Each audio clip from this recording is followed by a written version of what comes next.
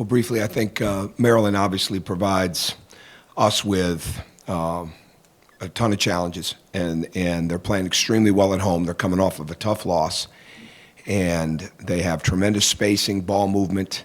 There's no question that their ability to get fouled and make free throws is one of their great strengths. The tremendous running team, the spacing and the ability to shoot threes is outstanding. The biggest thing is the way that not only they drive it to get those shots, but the way that they post it.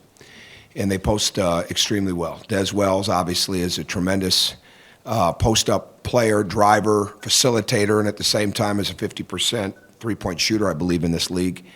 And Jake Layman posts. Certainly all of the players that play their five position post it extremely well. So we're going to see the same type of challenges that we see with an ability for a team to be able to play inside. And at the same time, this is one of the better shooting teams in the country, and not to mention one of the better transition teams. So we have to do a great job defensively, and offensively we cannot come down and settle. We cannot come down and play into their hands of help defense. We've got to make the ball move. And will we shoot it again like we did here a couple weeks ago? That remains to be seen, but we have to move the ball to have a chance to beat this team the way that we played a couple of weeks ago. And that's going to be extremely, extremely important, that we do not get into a situation where we're giving them a lot of run-out baskets on turnovers or quick shots, and we don't want to play slow, but we certainly don't want to be a team that's in a hurry and trying to make something happen that's not there. And looking forward to seeing greater maturity on the road for us. And we've had it at times, certainly with Nebraska and Illinois, and we've had it inside other games. But you can't go on the road and have lulls and pit stops in your game where you're giving up baskets and you're not making them. I mean, we've got to understand that our ability to build runs starts with our ability to defend and take care of the ball. So that's what we're getting ready to do over the next little bit before we leave for Maryland. Go ahead. Tom, how much is the familiarity for your players with Maryland, just having played them 2 weeks ago, you think that helps, I think, when you're going and playing them now? Oh, I think so. I think it helps both teams, though. And they've got the edge right now because we beat them here, and we beat them soundly, and we beat them on the road, and they've been looking forward to this game since they met with the media after the game, reading some of those quotes. So there's no question that it does on both parts, and they'll make adjustments. We'll make adjustments. But the bottom line is we've got to play a certain way. I mean, we can't play anybody. We had 10 turnovers in that game, and a couple of them were in the first half that just weren't smart at all.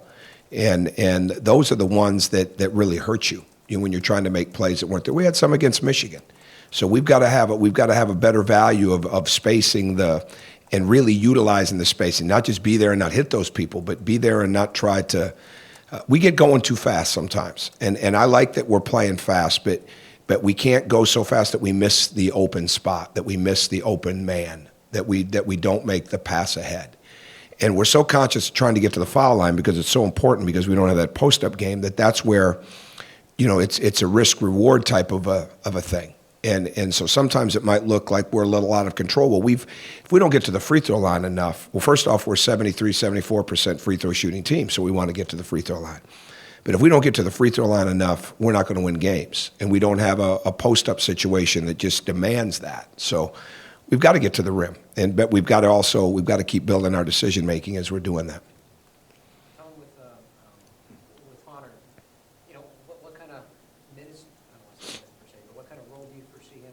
How tough has it been for him, for somebody with a knee injury, to try to get in the shape you need him to be in? Well, I think the shape will be ongoing. It's getting into the rhythm a little bit, and we did a lot of things with him yesterday in the half court to help. But it's just a matter of him getting used to it again. The conditioning will come. And I'm not sure what the minute limit is. I'll know more tomorrow. That becomes a day-to-day thing with Tim and the doctors. So we'll see what that is tomorrow. But and we really didn't do much as a team yesterday. And we broke the day up pretty good for them in the afternoon. But we were able to be specific with him on a couple of things, which were good for him. But we'll just see. I mean, it gives us we've gained some confidence since he's been out. in the sense of how we can play. But there's still things that we miss that he really does, and not just defensively, but offensively. And it's just a matter of him coming in, and the biggest thing is to come and get adjusted. Don't get those quick fouls so that we can play him, because that was one of the issues before he got hurt. You know, he's getting the quick fouls. And that's the part of it. So when he can play, and it's not even about sustainable minutes of quantity, but more about the quality of the minutes, you know, where there's not the fouls, and just kind of get back in the rhythm of that. But at the same time, be a presence in pick and roll defense, be a presence in the post, be a presence at the rim, be a presence in help defense, run the floor, get people open, you know, space and get the ball free inside so he can go up into his jump hook, things like that. So we just got to kind of wait and see how it turns out. I guess, and I know we talked about this some of the Big Ten call yesterday, but I think with him and without him, you're essentially averaging about the same increase in points per possession and points per possession allowed. How do you balance? You're way ahead of me. I didn't even know that. So. I only saw it yesterday, but I guess just how do you balance trying to get some of those things out of him defensively while with retaining, you know, the way you've been able to play on offense with Colin creating those mismatches? Well, the one thing that he hasn't been able to, in the Big Ten games, sustain enough of those quality minutes is he can drive the ball. I mean, is he going to shoot the ball like Colin Hartman? No, that's not what his role is. But he can drive the ball. What he's got to do is he's got to be like everybody else. He's got to play with his head up. When he sees an open man, he's got to hit him. And at the same time, we can play through the post in the sense of throwing it into him. And he can find some cutters, especially when the head is up. But at the same time, he gives us a guy that can play right at the basket with great length that they have to account for. But it's the rebounding, it's the screen and roll.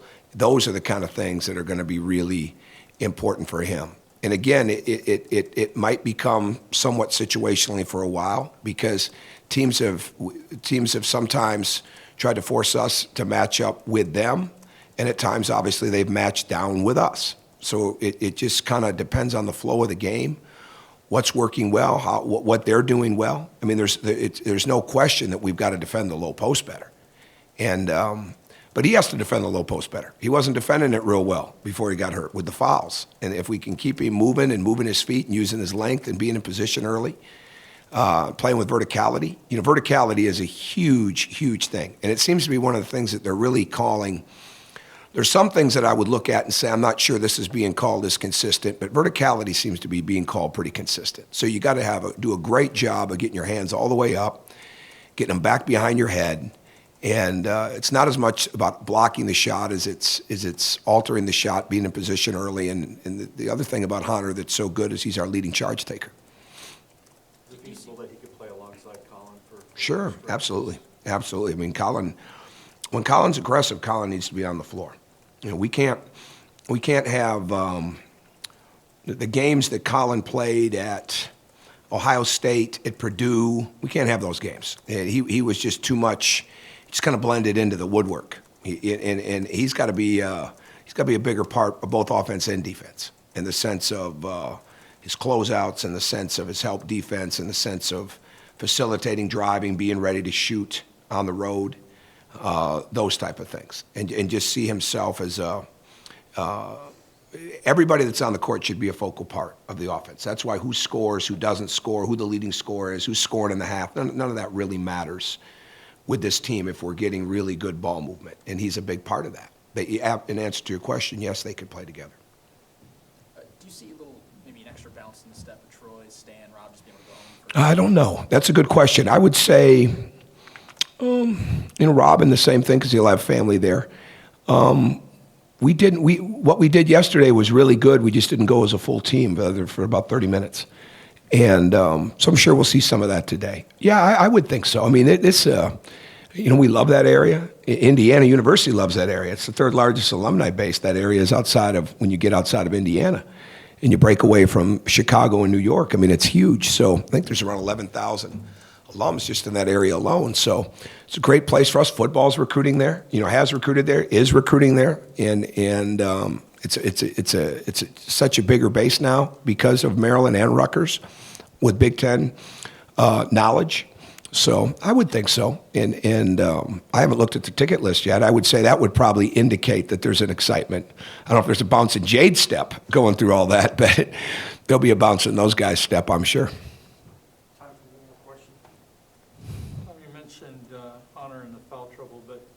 seems like early on in games, he gets that cheap foul on a screen where, you know, is that just a mental thing for him, or, I mean, I'm sure that's something you. I think so. Yeah, and Collins had a couple of those. I mean, they're going to call, the screening is going to be called pretty tight, you know?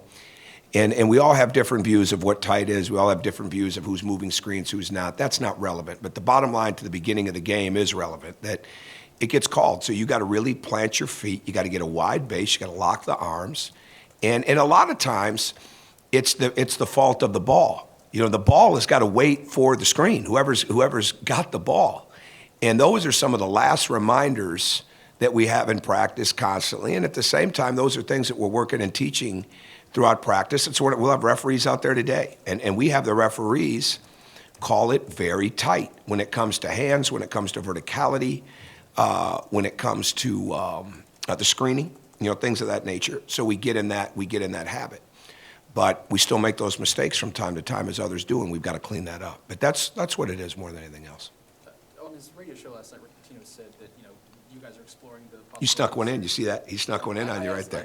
He snuck one in. Have you had any input in that? Absolutely. I respect Rick a lot. And I would say that if we get this series completed, a 3-year series that it is, that a series of that magnitude really deserves the respect of an official announcement and it being a big deal, because it would be. But are we in the midst of that, among other things that we're doing? Absolutely. We are in the midst of that. We have been. But there's still too many things that have to be, there's still, with a series of that magnitude and the dates that we would potentially play it at and the way we would play it, a lot of things have to get worked out. So it's premature for us to talk about it. And like I said, I hope when that time comes that it's a big enough deal that it deserves the proper announcement. Okay? Thanks.